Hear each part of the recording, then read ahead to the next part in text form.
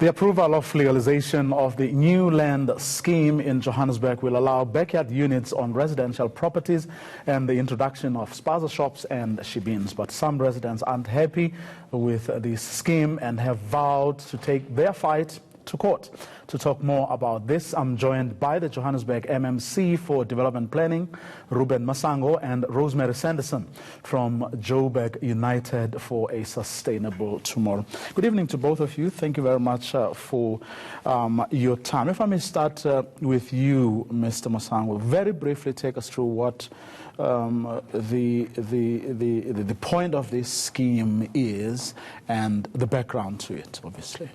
Thank you for your good evening to the viewers and also by Rosemary here, which I know very well. Just briefly, Vuyo, the land use scheme, the primary focus of it, as you know, when Johannesburg became a metropolitan municipality, it had 16 different town planning schemes across the city of Johannesburg. And that created a difficulty within the city of Johannesburg on issues of enforcement and in issues of implementation. So the first primary goal that we wanted to say, we have got one Johannesburg, and one Johannesburg, one law must apply within the entire Johannesburg. So the main purpose was to consolidate all these different land use schemes in various areas, because what we find as a challenge is that when we send out our law enforcers to do their work, we find that in one street, which is another area, a different scheme applies, and in another area, another scheme applies. So we say then let us have all these different schemes amalgamated to one. However, what I may say is that as we are doing with this process, yes, with our past and all of those challenges, because the schemes were applied not just to suit the particular needs of a particular community. So now when we do this one document, of course there will be losses there and gains in there. But what we have tried to do is to the best of our ability is to try and ensure that we don't take much away in terms of the scheme. What we rather do, let's make processes quite easier for everyone in the city of Johannesburg to be able to access and utilize this particular scheme. So that's what the scheme is all about in brief. Before I get to, I bring in Rosemary here.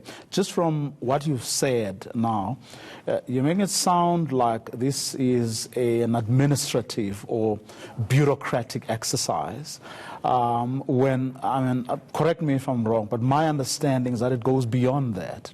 There is something that you are trying to do here.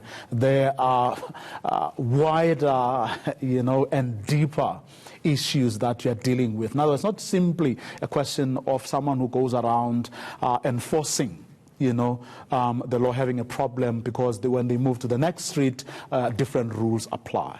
Talk us through the wider and deeper issues that you're actually dealing with that affect, the people of Johannesburg. Yeah, I think we can't downplay the issue of this 16 different land schemes, because it then takes us away to the core purpose of what this document seeks to achieve.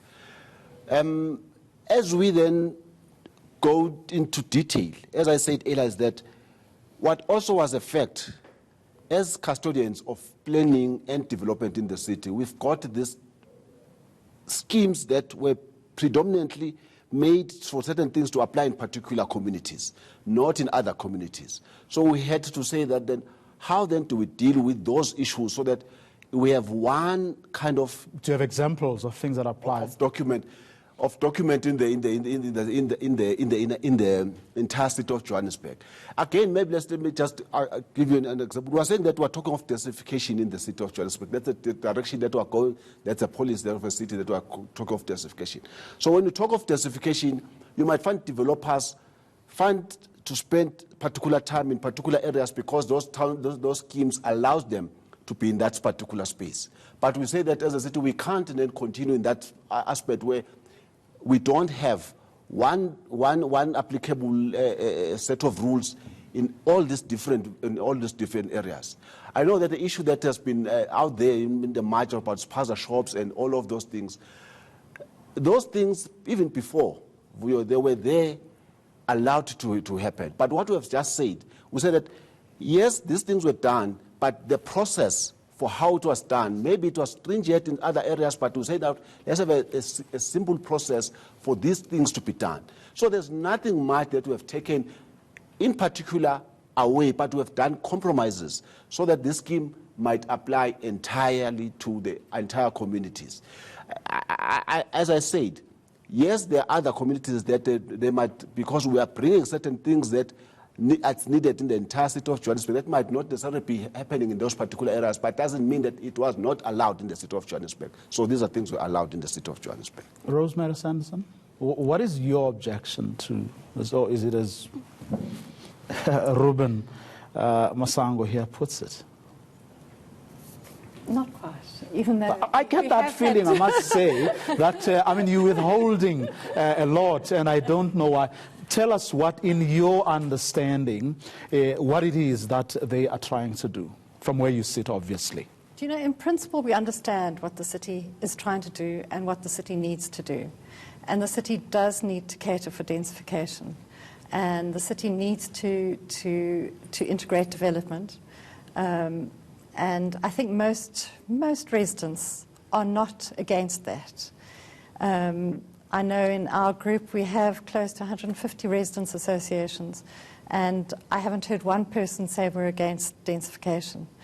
I think what most people have concerns about, though, are twofold. One was that when the policy was put out for comment, it was, and when we've spoken about it, it's a very complicated subject. So when it was put out for comment, most residents probably didn't know how to respond, or didn't respond because they didn't understand what the public participation was about. So that ended up being very limited in public participation.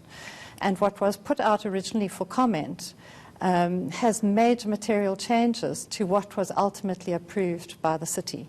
And so the people who did comment, I think, are concerned that there are material changes which weren't put back to communities to comment further on. And the second major concern is that with this blanket density, and it is a blanket density across the city, the minimum impact that the land use scheme will have will be that at least for every single dwelling there will now be the possibility of 3 dwellings. That's the minimum impact. So that's a 66% increase in density across the city. But we already have problems with water supply. We have problems with traffic and road management. We have problems with the sewage system for the city. You know, so density is going to happen. Developers will develop, and that sewage will go straight into defunct sewage systems. So what we're saying is that if the city's doing this, do it in areas where you have sufficient infrastructure to cope for that added density that you need to see. And we just don't see that with the land use scheme. Already the land use scheme was effective from the 1st of February. So developers are already developing in terms of that, with very little infrastructure backup happening to accommodate that. What would be your response if they were to come back to you and say, well, we guarantee you that we're going to triple the sort of amount of the level of investment in infrastructure? Is that okay? Does that then deal with your concerns? If MSC Masango came back and say he has this budget to triple density, it would cater for the minimum impact. It wouldn't cater for the maximum impact that we're likely to see happening, and we will see happening. So it would go a little way to alleviate, but we know that there are major problems with water supply, and we know that the city itself has no spare water capacity. So I don't know where they're going to get the extra water from unless you have something up your sleeve, MSC Masango. And the same with electricity supply. But then, I mean, if the country or Johannesburg, the city, or Gauteng, the province, has X amount of water, it doesn't matter, or does it, whether you are in this part of the city or the province or the country or that part. This is what you have, which will have to be shared by everyone who's got it. isn't it?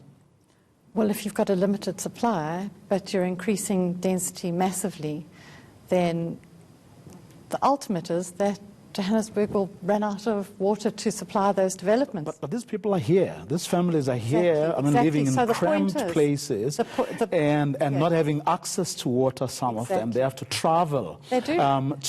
To go now. If you already have basic infrastructure that you can perhaps add to, then and that you think is probably the cheapest solution that makes sense, but also that takes care of other issues of integration.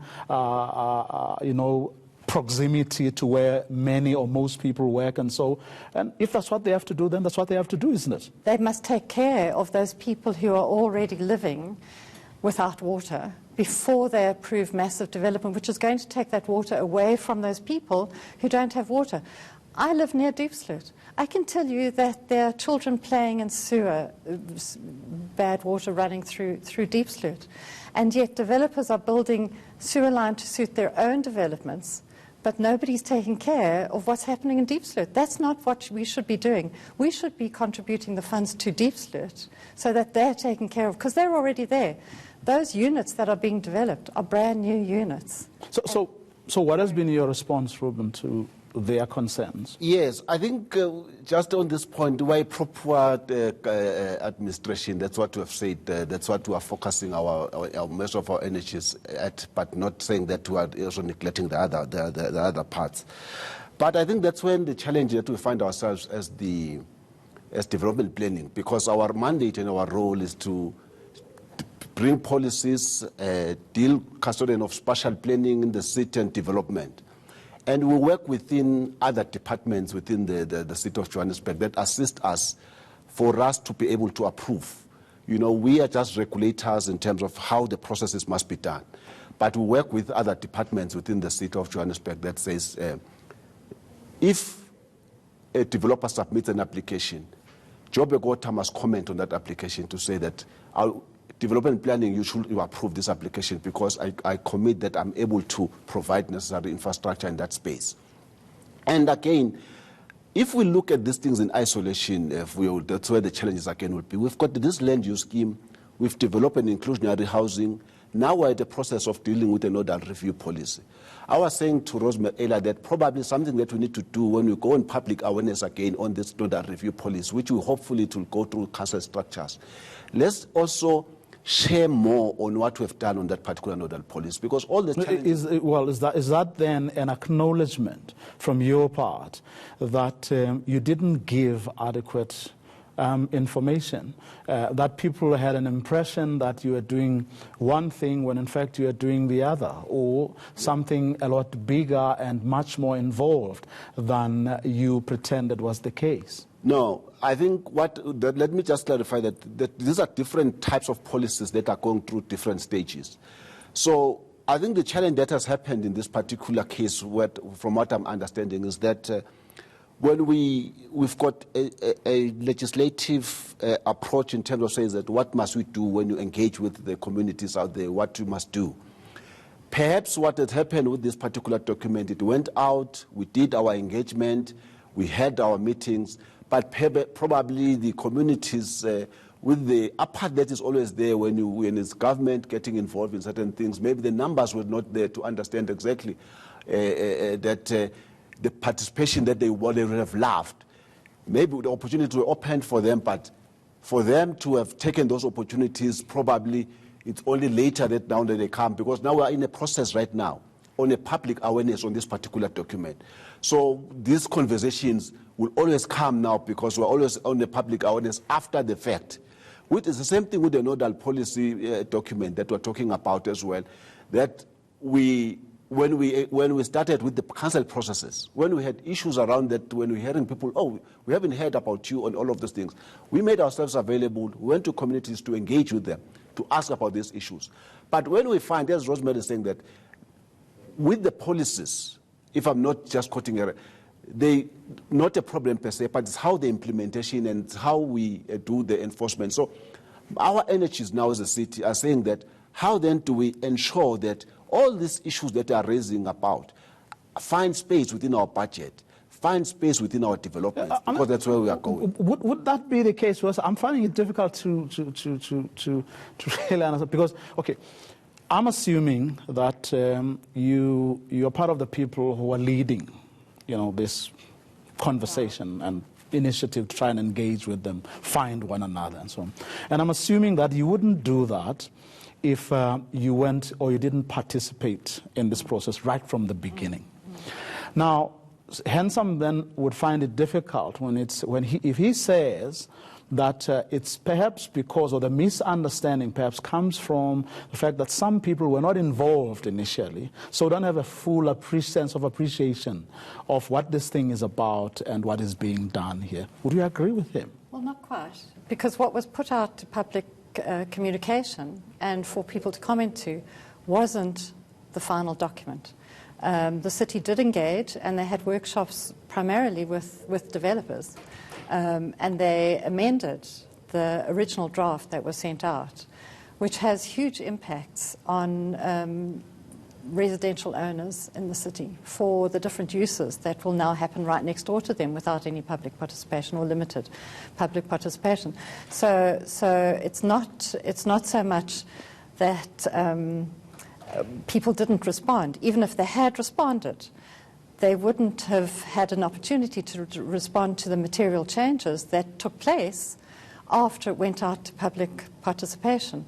So, in fact, there's case law that shows that when a government organisation has gone out for public participation and then had material changes made after they've notified the residents of that document, and then they've promulgated with the material changes without going back to communities, the Constitutional Court has made them go back and start the public participation again.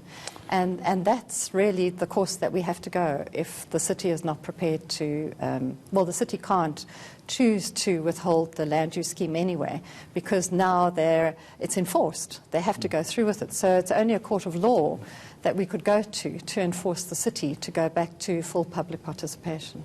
We've run out of time, but I have to ask you this. 2 quick answers. Did you get into this process in good faith, number 1? And 2, what happens now? Because it seems like this. Let me just try and combine those 2 questions that you have asked me for. I'm saying that definitely we've been in good faith. This is one administration that has communicated mass in everything that we're doing. And what I've said to my engagement with the various communities, I'm happy that residents themselves are starting to engage with the city, because I felt when I was engaging, most of the time they leave it to experts to deal with these issues. Hence, that's why sometimes they find themselves not even knowing much about these processes. But what I've also said is that all processes or policies in the city have a lifespan of about 5 years when you deal with the reviews and stuff like that. I'm willing to say that with this journey that we have with this new document, with the engagement with my department will all be on an ongoing basis, so that when time for reviews, they don't even need to start afresh in submission and other things, but we'll open those windows at that time of review. But as we deal with some of these processes, we do take into cognizance what they are even saying. And lastly, Vuyo, as well, is the issue that at some point, like the issues that comes to me as an appeal authority, even if it's allowed in terms of the books, but if I can see that these things are not at a space where down they can be, I refuse those applications when they come to my desk. But I think it's a process that we need to get to achieve the end goal that we want, which is one single document that governs the entire city, and work on the issues of enforcement and implementation. Then we might find one another in that space. Well, I'm sure it's not the last time we are talking about this matter. Johannesburg MMC for Development Planning, Ruben Masango, and Rosemary Sanderson from the Joburg United for a Sustainable Tomorrow.